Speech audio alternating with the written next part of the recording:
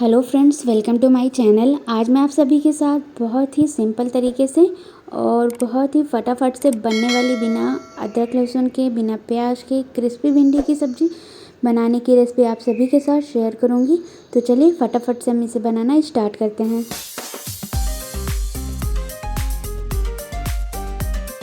यहाँ पे मैंने हाफ केजी भिंडी लिया है। अब हम इसे कुछ अलग तरह से कट करेंगे। तो सबसे पहले हम इसके ऊपर वाले भाग को और नीचे वाले भाग को कट कर लेंगे और इसे हम बीच में से कट करते हुए इस तरह से लंबे लंबे टुकड़ों में कट करना है। एक पीस में से हम 3 पीस करेंगे, जैसा कि स्क्रीन में आप देख सकते हैं। ये देखिए, इस तरह से। अगर पतला है तो 2 करें और थोड़ा मोटा है तो उस हिसाब से आप 3 पीस कट कर लें। इसी तरह से आपको सारे भिंडियों को पतले पतले स्लाइस में अच्छे से कट कर लेना है, जैसा कि स्क्रीन में दिखाया गया है।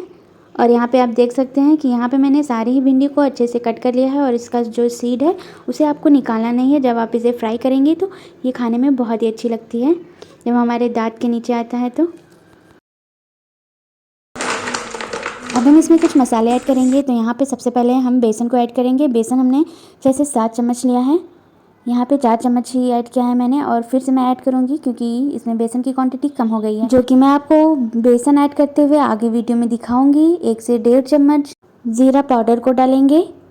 यहाँ पे सारी चीज़ें पाउडर का ही यूज़ करेंगे। अब हम इसमें आधी मीडियम साइज का चम्मच धनिया पाउडर ऐड करेंगे, 1 छोटा चम्मच हल्दी पाउडर, 1 से 1.5 चम्मच लाल मिर्च पाउडर। इसे आप अपने टेस्ट के अकॉर्डिंग कम या ज़्यादा ऐड कर सकते हैं। और 1 चम्मच चाट मसाला पाउडर, 1 से 1.5 चम्मच नमक भी ऐड करें अपने टेस्ट के अकॉर्डिंग। और अब हम इसमें थोड़ा सा पानी ऐड करेंगे और इन सारी चीज़ों को अच्छे से मिक्स कर लेंगे। मिक्स करने के बाद आप देखेंगे कि इसमें बेसन की क्वांटिटी थोड़ा कम लग रही है, तो हम इसमें दोबारा से बेसन को ऐड करेंगे। और चावल के आटे को मैं ऐड करना भूल गई थी, तो उसे भी ऐड कर लें। 1 बड़ा चम्मच चावल के आटे को ऐड कर दें और इन सारी चीज़ों को अच्छे से मिक्स करते हुए हम इसे अच्छे से डीप फ्राई करेंगे। यहाँ पे आप देख सकते हैं ये कितनी अच्छी तरह से इस पर मसालों की पूरी अच्छी तरीके से कोटिंग हो गई है।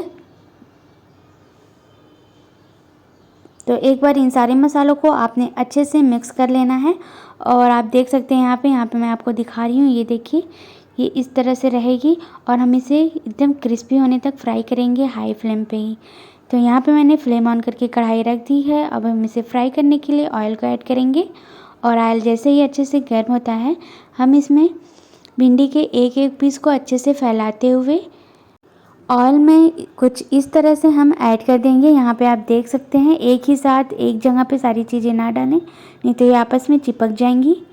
इस तरह से हम इसे अच्छे से हर एक पीस को छुड़ाते हुए ऑयल में ऐड कर देंगे। और जितना भी बचा हुआ रहेगा, जो चीज़ें चिपकी हुई हैं, वो ऑयल में जब इसे हाई फ्लेम पे आप फ्राई करेंगे तो ये खुद ब खुद अपने से छूट जाएंगी। यहाँ पे आप देख सकते हैं कोई भी भिंडी आपस में चिपकी नहीं हुई है और ये बहुत ही अच्छे से फ्राई हो रही है।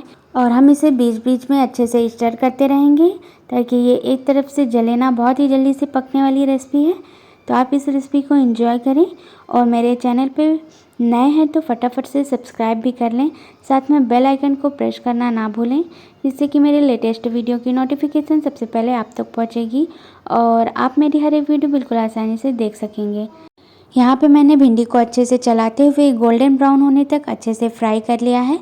तो जैसे ही इसमें अच्छा सा कलर आ जाता है, ये क्रिस्पी होने लगता है, आप इसे ऑयल में से निकाल लें और एक प्लेट में अलग से रख दें। आपको इसमें अलग से कुछ भी डालने की ज़रूरत नहीं है, इसका टेस्ट बिल्कुल ही परफेक्ट आया है।